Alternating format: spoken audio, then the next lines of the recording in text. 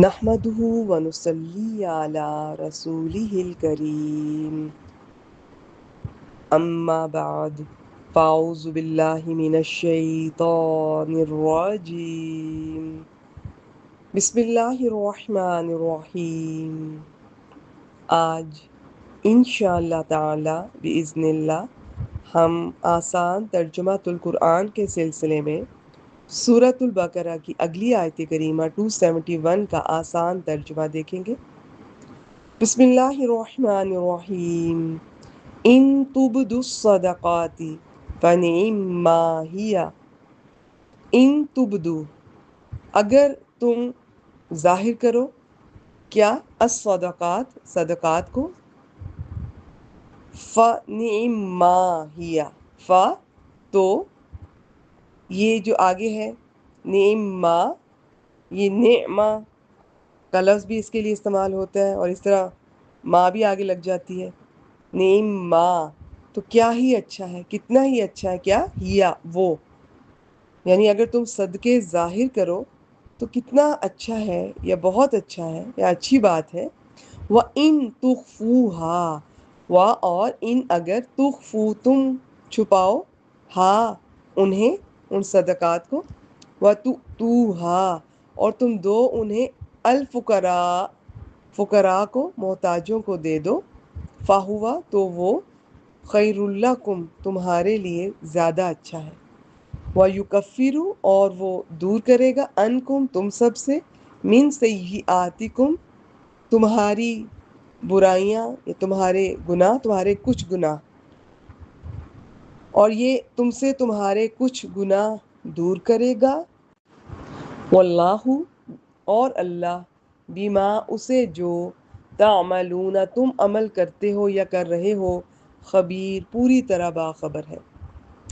اگر تم صدقے ظاہر کرو تو یہ اچھی بات ہے، اور اگر تم انہیں چھپا کر دو یا انہیں چھپاؤ یہ بہتر، اور یعنی کہ اور اگر تم انہیں چھپاؤ اور انہیں محتاجوں کو دے دو تو یہ تمہارے لیے زیادہ اچھا ہے، اور یہ تم سے تمہارے کچھ گناہ دور کرے گا، اور اللہ اس سے جو تم کر رہے ہو پوری طرح باخبر ہے.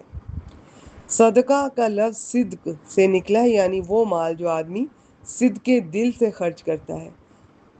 عموماً یہ لفظ نفل صدقے پر بولا جاتا ہے، لیکن بعض اوقات فرض صدقے پر بھی بولا جاتا ہے، جیسے کہ سورۃ توبہ آیت 60. صدقات تو صرف فقیروں اور مسکینوں اور ان پر مقرر عاملوں کے لیے ہیں، اور ان کے لیے جن کے دلوں میں الفت ڈالنی مقصود ہے، اور گردنیں چھڑوانے میں اور تاوان بھرنے والوں میں اور اللہ کے راستے میں اور مسافروں میں خرچ کرنے کے لیے ہے. یہ سورۃ توبہ آیت 60 تھی. آگے ہے کہ اعلانیہ صدقے کی تعریف کی گئی ہے. شرط یہ ہے کہ خالص نیت سے ہو، ریاکاری سے خالی ہو، کیونکہ اس سے آدمی بخل اور حقوق ادا نہ کرنے کی تہمت سے بچ جاتا ہے، اور اس سے دوسرے اہل خیر کو صدقہ کرنے کی ترغیب ہوتی ہے، جیسا کہ جنگ تبوک کے موقع پر عمر رضی اللہ تعالیٰ عنہ نے اپنا آدھا مال اور ابو بکر صدیق رضی اللہ تعالیٰ عنہ نے اپنا سارا مال لا کر پیش کر دیا. اسی طرح دوسرے صحابہ نے بڑھ چڑھ کر صدقہ کیا. یہاں میں یہ بتاتی چلوں، کچھ علماء کے نزدیک جو فرض صدقات ہیں جیسے زکوٰۃ وغیرہ، وہ سامنے ان کے ظاہر کر کے دینے چاہیے، اور یہ اس سے دوسروں کو ترغیب ہوتی ہے، یہ زیادہ پسندیدہ ہے. اور جو نفلی صدقات ہیں وہ چھپا کر دینے چاہیے. اچھا جی آگے چلتے ہیں. وَإِن تُخْفُوهَا یعنی صدقہ اعلانیہ دینا بھی گو اچھا ہے، مگر پوشیدہ طور پر دینا زیادہ فضیلت رکھتا ہے، کیونکہ اس میں ریاکاری نہیں ہوتی. جمہور مفسرین کے نزدیک اس سے نفل صدقات مراد ہے. اس کے برعکس فرض زکوٰۃ کو پوشیدہ طور پر دینا وہ جائز ہے، مگر اسے لوگوں کے سامنے دینا افضل ہے، ورنہ زکوٰۃ نہ دینے کی تہمت لگے گی، جبکہ نماز اور زکوٰۃ ایمان کے بنیادی ارکان ہیں.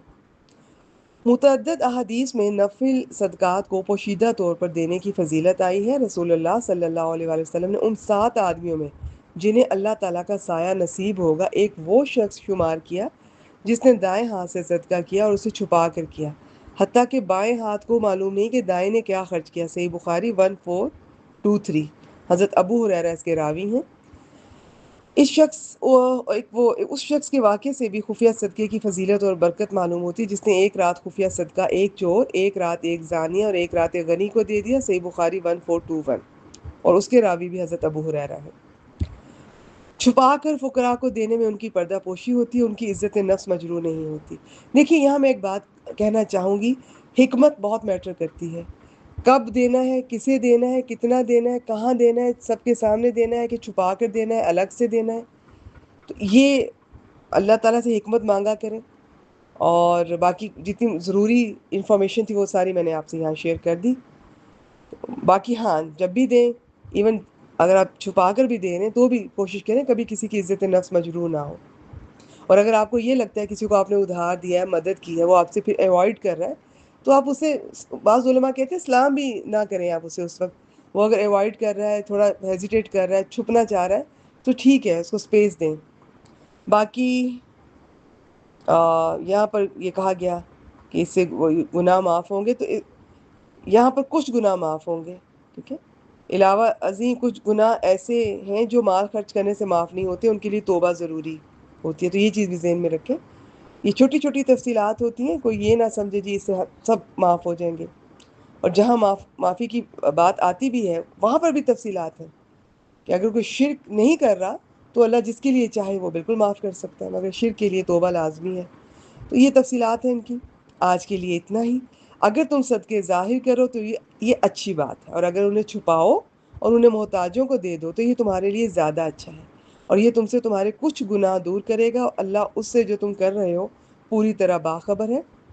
وآخر دعوانا ان الحمد للہ رب العالمین۔